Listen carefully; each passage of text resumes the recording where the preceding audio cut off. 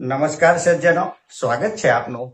તો સજ્જનો, માર્કેટ આજે એક તરફી લગાતાર ડાઉન ગયું છે। નિફ્ટી ઇન્ડેક્સ 120 પોઈન્ટ ઘટીને 25,355 બંધાયો છે। આજે નિફ્ટી રિયાલિટી ઇન્ડેક્સ 0.70 એટલે કે લગભગ 0.5% પ્લસમાં રહ્યો છે। નિફ્ટી ઇન્ડિયા ડિફેન્સ ઇન્ડેક્સ 2% જેટલો ડાઉન ગયો છે। આજે ગોલ્ડમાં આજે 0.5% તેજી રહી હતી। ક્રૂડ ઓઇલમાં 0.5% વધારો નોંધાયો છે આજે। અને આ ક્રૂડ ઓઇલમાં જે સતત ધીમે ધીમે વધી રહ્યો છે 5%, 0.5%, 5%, 0.5%, માર્કેટ ઉપર પ્રેશર આવવાનું કુલ ટોટલ કારણોમાંથી એક મજબૂત કારણ હાલમાં જે વધી રહ્યો છે ક્રૂડ ઓઇલનો ભાવ તે પણ છે। સ્ટોકમાં આજે કિર્લોસ્કર ઓઇલ એન્જિન 10.5% વધીને 918 રૂપિયા બંધાયો છે। SEME સોલાર હોલ્ડિંગ્સ 10% વધીને 289 રૂપિયા બંધાયો છે। લેમન ટ્રી હોટલ્સ 8.25% તેજીમાં રહી 158 રૂપિયા બંધાયો છે। કેમ્પસ એક્ટિવવેર 6.25% સુધારા સાથે 287 રૂપિયા બંધાયો છે। આપણા દેશની દિગ્ગજ IT company TCS Tata consultancy સર્વિસનું આજે રિઝલ્ટ આવવાનું છે, જેના ઉપરની અટકળોને લઈને આઈટી સેક્ટર આજે દબાણ નીચે રહ્યું હતું। સજ્જનો, અહીં કંપની તથા ફંડામેન્ટલના વીતેલા ઇતિહાસની ચર્ચા માત્ર અભ્યાસના હેતુથી કરીએ છીએ, જેને ખરીદ વેચાણની ભલામણ નહીં સમજવા આપ સૌને એક વિનંતી કરું છું।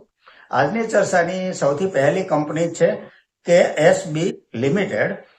તેલ તથા ગેસ જેવા ઔદ્યોગિક ગૃહોને જરૂરિયાત પ્રમાણે ઊંચા દબાણવાળા multi stage pump, submersible pump, monoblock પંપની એક શૃંખલા એટલે કે નાનાથી લઈને મોટી ક્ષમતાવાળા પંપ બનાવતી આ એક કંપની છે। સેલ્સ પ્રોફિટ જોઈએ તો જે સેલ્સ માર્ચ 24 ક્વાર્ટરમાં 544 કરોડ હતું તે ત્યાંથી વધી 595 કરોડ થયું છે। નેટ પ્રોફિટ 45 કરોડથી વધી 52 કરોડ થયો છે। છેલ્લા 3 વર્ષનો કમ્પાઉન્ડિંગ પ્રોફિટ ગ્રોથ 18% છે। સેલ્સ ગ્રોથ CAGR 3 વર્ષનો 19% છે। સ્ટોક પ્રાઇસ CAGR 3 વર્ષનો 42% છે અને 5 વર્ષનો 52% છે। બેલેન્સ શીટ જોઈએ તો બોરોવિંગ 3 કરોડ છે। રિઝર્વ કંપની પાસે 1,451 કરોડ છે। નાણાકીય સ્થિતિ સારી છે આ કંપનીની। માર્કેટ કેપ 14,651 કરોડની છે। સ્ટોક પ્રાઇસ 842 રૂપિયા છે। 52 વીક હાઈ 1,060 રૂપિયા સુધી ગયેલો છે। પી રેશિયો 57 છે। ROCE 23% છે। ROE 17% છે। ફેસ વેલ્યુ 2 રૂપિયા છે। શેર હોલ્ડિંગ પેટર્ન જોઈએ તો પ્રમોટર હોલ્ડિંગ 69.80% છે। FII 4.86% છે। DII 11% છે અને પબ્લિકનું હોલ્ડિંગ 14.28% છે। આ એક કન્સિસ્ટન્ટ પ્રોફિટેબલ કંપની છે અને ફંડામેન્ટલ સારું છે કંપનીનું। આગળની કંપની છે Bhatia communication and retail India limited. Electronics તથા ઘરેલું ઉપકરણનો જથ્થાબંધ તથા રિટેલ વિતરણ વ્યવસાય કરતી આ કંપનીનું ફંડામેન્ટલ જોઈએ તો જે સેલ્સ માર્ચ 24 ક્વાર્ટરમાં 94 કરોડ હતું તે વધીને 103 કરોડ થયું છે। નેટ પ્રોફિટમાં ખાસ વધારો કંપની નથી બતાવી શકી, પરંતુ year to year net profit જોઈએ તો 4 કરોડ, ત્યાંથી 5 કરોડ, ત્યાંથી 8 કરોડ, 12 કરોડ થઈ અને 14 કરોડ થયો છે।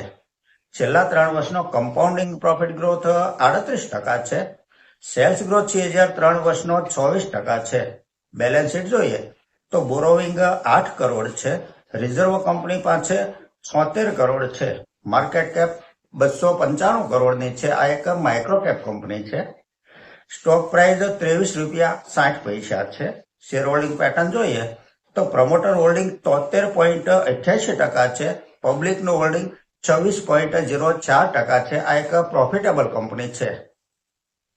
આગળની કંપની છે ખજાનચી જ્વેલર્સ। નામ ઉપરથી જ વ્યવસાય તો સમજાય જ જાય। ફંડામેન્ટલ જોઈએ તો જે સેલ્સ માર્ચ 24 ક્વાર્ટરમાં 247 કરોડ હતું તે વધીને 1,016 કરોડ થયું છે। નેટ પ્રોફિટ 6 કરોડથી વધી 25 કરોડ થયો છે। 4 ગણાથી પણ વધારે નફામાં ઉછાળો છે. Year to year net profit જોઈએ તો 3 કરોડ ત્યાંથી 8 કરોડ 27 કરોડ થઈ 45 કરોડ થયો છે. પ્રોફિટનો ગ્રાફ સતત અપ ટ્રેન્ડમાં છે. છેલ્લા 3 વર્ષનો કમ્પાઉન્ડિંગ પ્રોફિટ ગ્રોથ 146% છે. સેલ્સ ગ્રોથ CAGR 3 વર્ષનો 90% છે. બેલેન્સ શીટ જોઈએ તો બોરોવિંગ 65 કરોડ છે. રિઝર્વ કંપની પાસે 207 કરોડ છે. માર્કેટ કેપ 1457 કરોડની છે. સ્ટોક પ્રાઇસ 589 રૂપિયા છે. પી રેશિયો 32 છે. ROCE 24% છે. ROE 21% છે. ફેસ વેલ્યુ 10 રૂપિયા છે. શેર હોલ્ડિંગ પેટર્ન જોઈએ તો પ્રમોટર હોલ્ડિંગ 74.51% છે. FII 1.60% છે અને પબ્લિકનું હોલ્ડિંગ 23.89% છે. કંપની પ્રોફિટેબલ છે. ફંડામેન્ટલ સારું છે. જ્વેલરીના ખજાનામાંથી ગોતેલો આ એક ડાયમંડ છે. કંપની SME છે હોવાથી લોટમાં ખરીદી શકાશે. સિંગલ ક્વોન્ટિટી ટ્રેડ થશે નહીં. આગળની કંપની છે આલ્ફા લોજિક ટેક્સીસને લઈને એક સજ્જન કહે છે કે આપ અભિપ્રાય આપશો. ફંડામેન્ટલ જોઈએ તો જે સેલ્સ માર્ચ 24 ક્વાર્ટરમાં 18.5 કરોડ હતું તે ઘટીને 14 કરોડ 66 લાખ થયું છે. નેટ પ્રોફિટ 1 કરોડ 18 લાખથી વધી 1 કરોડ 22 લાખ થયો છે. માર્ચ 25 ક્વાર્ટરનું રિઝલ્ટ થોડું નબળું આવ્યું છે તેવું કહી શકાય, પરંતુ એક ક્વાર્ટર નબળું જવાથી કંપની નબળી થઈ જતી નથી. યર ટુ યર પ્રોફિટ જોઈએ તો 2 કરોડથી 4 કરોડ ત્યાંથી 5.25 કરોડ થઈ 6.25 કરોડ થયો છે. છેલ્લા 3 વર્ષનો કમ્પાઉન્ડિંગ પ્રોફિટ ગ્રોથ 46% છે. સેલ્સ ગ્રોથ CAGR 3 વર્ષનો 86% છે. બેલેન્સ શીટ જોઈએ તો બોરોવિંગ 0.84 લાખ છે. રિઝર્વ 15 કરોડ 70 લાખ છે. માર્કેટ કેપ 657 કરોડની છે. આ એક માઇક્રો કેપ કંપની છે. સ્ટોક પ્રાઇસ 105 રૂપિયા છે. 52 વીક હાઈ 289 રૂપિયા સુધી ગયેલો છે. પી રેશિયો 135 છે, જે વધારે છે. સ્ટોક હજી પણ મોંઘા લેવલે ટ્રેડ કરી રહ્યો છે. ROCE 16% છે. ROE 11% છે. ફેસ વેલ્યુ 5 રૂપિયા છે. શેર હોલ્ડિંગ પેટર્ન જોઈએ તો પ્રમોટર હોલ્ડિંગ 73.78% છે. પબ્લિકનું હોલ્ડિંગ 26.22% છે. ઇન્ડસ્ટ્રીઝ PE 52.86 છે, જેની સરખામણીમાં 135.58 નો PE ઘણો વધારે કહેવાય. જે બાબત ખાસ ધ્યાને લેવી જોઈએ.